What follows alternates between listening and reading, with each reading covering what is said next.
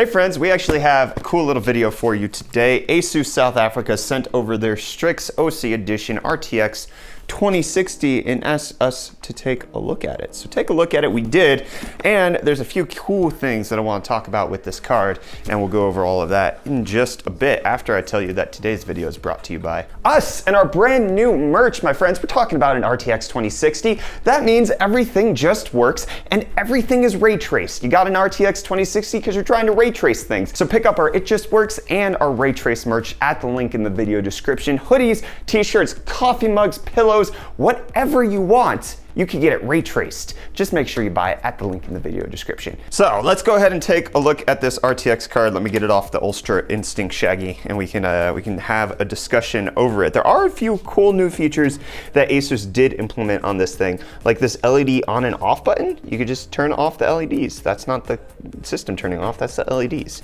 It's appreciated in case you just want a sleek setup on this Strix card, then you can get it looking gorgeous pretty easily.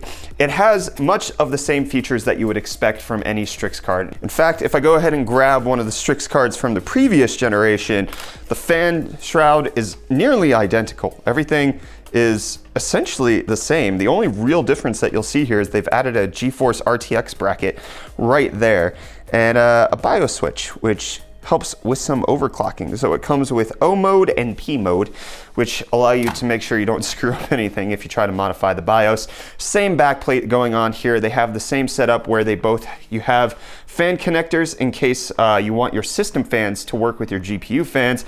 Then you can make sure that your system is only ever ramping up when the GPU is under load, and then addressable RGB header right here so that you can sync the rest of your system to the graphics card in case you want that color. But then they also included that LED on and off button like I mentioned before. Unlike other manufacturers, they decided to go with this black IO shroud just like NVIDIA did. So here we have the reference 2060 and there you have the ASUS one, and they decided to actually make it look pretty gorgeous, whereas other manufacturers have chosen to keep the stock silver, which is what you see here on the previous generation. This one actually looking pretty gorgeous. But the IO shroud, I have an issue with this because ASUS made some weird decision that I don't necessarily understand, where they chose not to include the virtual link connector. So you can see it has 2 display ports and 2 HDMIs, which is one more HDMI than the reference 2060 from NVIDIA themselves. But the whole reason ASUS ever put 2 HDMI ports on their previous generation of graphics cards was, get this, what they said was for VR, so that if you had an HDMI monitor, you would have another HDMI port in order to actually use your VR headset. Why then they couldn't use the connector that is completely dedicated for VR? That USB Type-C interface that's called Virtual Link was developed in collaboration with Oculus and Vive and AMD and NVIDIA for exclusively VR purposes. They chose to leave it off of the Strix card. I don't understand that at all. Makes no sense to me.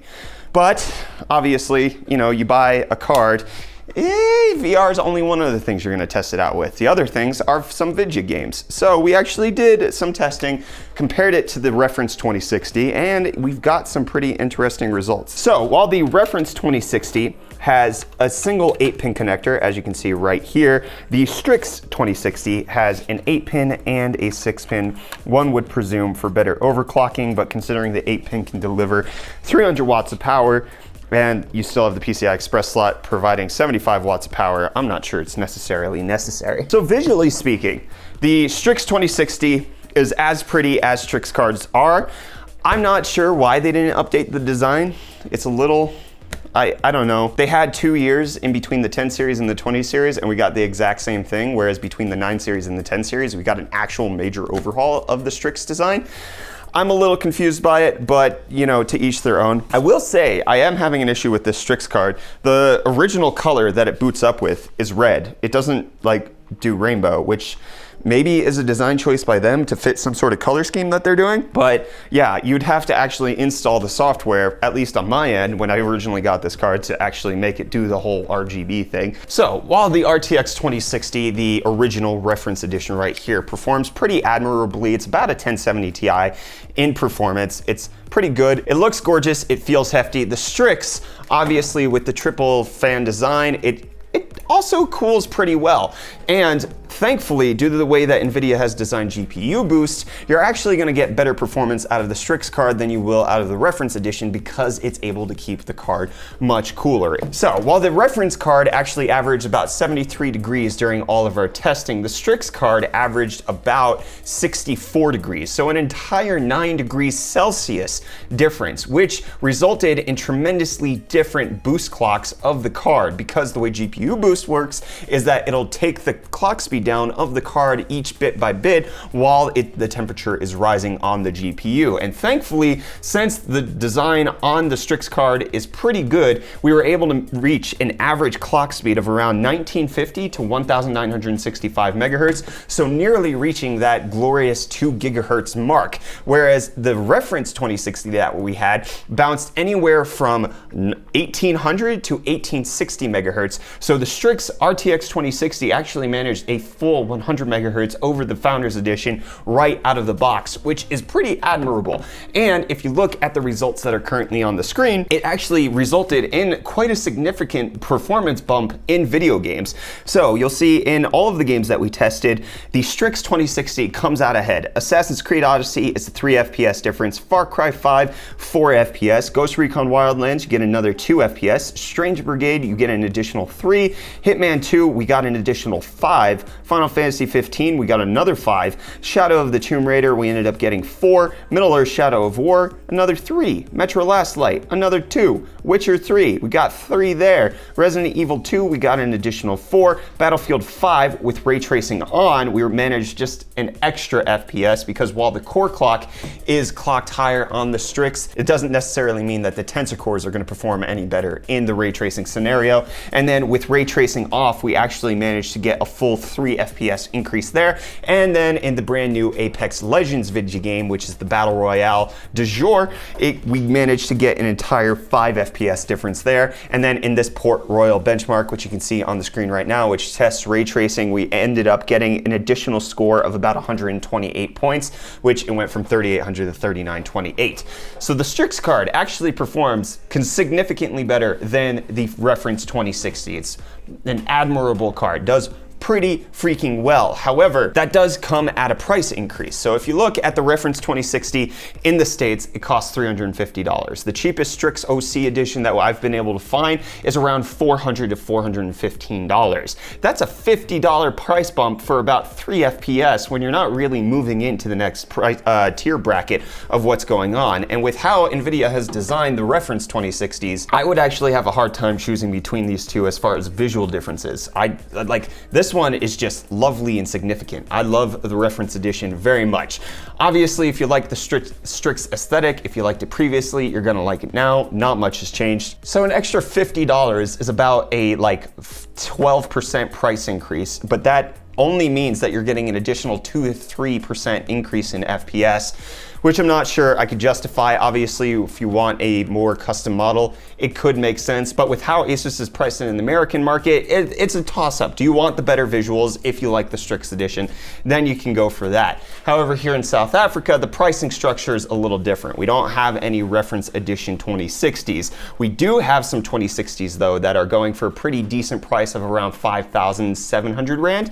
And then you have the Strix 2060, which is going for 8,200 Rand. And then the non-OC edition, just called the Advanced Edition, is just a flat 8,000. But for 8,000 Rand, you can pick up an RTX 2070, which makes no sense whatsoever. Why would you pick up a 2060 of any caliber, no matter how it looks, when you can get bumped up to the next performance bracket for the exact same price? The Strix 2060 in South Africa actually makes no sense from a performance per Rand perspective, because you could just buy an RTX 2070. It doesn't matter what you're getting with the Strix card. It just doesn't make any sense if you care about frame rate whatsoever. So you're not gonna get a good deal on a Strix graphics card unless it comes below the 7,500 Rand mark, because then you're not competing with the RTX 2070. At 8,200 Rand, pay 500 bucks more, you get this Super Jetstream 2070 that WooWare has on sale, and you actually get significantly better performance. We're not talking about 2 to 3 FPS, we're talking about 10 to 15 FPS, which is a completely, 500 bucks, easy to spend that to get a 2070 over the Strix 2060. So, Price to performance doesn't make a whole lot of sense in South Africa. In America, for $400, you're not getting bumped up to a 2070 class tier. The cheapest 2070 is still in the $500 region. So I could at least recommend the Strix 2060 if you're in the States. In South Africa, you're paying for looks, and that's kind of dumb when the whole point of a graphics card is to play video games. That's essentially my estimation of what's going on with the Strix 2060. Gorgeous looking card, performs significantly better than reference, probably on par with the top level RTX 2060s that you can get out there. In America, kind of easy to justify the price if you like to spend money on aesthetics. If you like to spend money on aesthetics here in South Africa, the Strix isn't going to do it because you can buy much cheaper, still good looking cards than this one. Or you can sacrifice aesthetics and just pick up a 2070 that doesn't look so great, but is going to blow this thing out of the water because, I mean, why would you price a 2060 at 8,200 grand? I don't know. I don't make the decisions for that. Anyways, that's gonna be the conclusion on this RTX 2060. I like it. I like the ASUS design. I do wish they would have updated it for 2019 for the brand new graphics cards that are out. I do wish that they would have included the virtual link connector, especially since the whole point of 2 HDMIs was for VR, and they just seem to skimp on it on this one. But overall, glowing recommendation, definitely worth checking out, picking up. If you're gonna buy it anyways, gets a thumbs up for me. Big thanks to ASUS South Africa for sending this over to us. And big thanks to, again, us. Big thanks to us because we sponsored this video with our merch. Obviously, I'm not paying myself. I'm just asking you guys to buy our new merch because it's pretty dope. Ray trace all of the stuff. Even if the RTX 2060 is a little bit too expensive, we try to keep the price down on our merch to keep it as affordable as possible so you guys can pick up all of the ray tracing and all of the things just working. And don't forget to enter in our 200,000 subscriber giveaway for that 2080 Ti thanks to Wootware. It's actually been quite some time since we did a dedicated GPU review, so you guys can let me know if you enjoyed this at all. Let me know down in the comments, do you want us to check out more graphics cards? We can do more individualized reviews, or do you prefer more of the just like overall stuff that we do with hot news, that kind of stuff? Let me know down in the comments. Don't forget to hit the like button if you enjoyed this video. Get subscribed to stay up to date on all of our tech related content. I'm Brett with the UFD Tech channel. You've just been filled in. I'll see your smiling faces again in the next video. Love you too.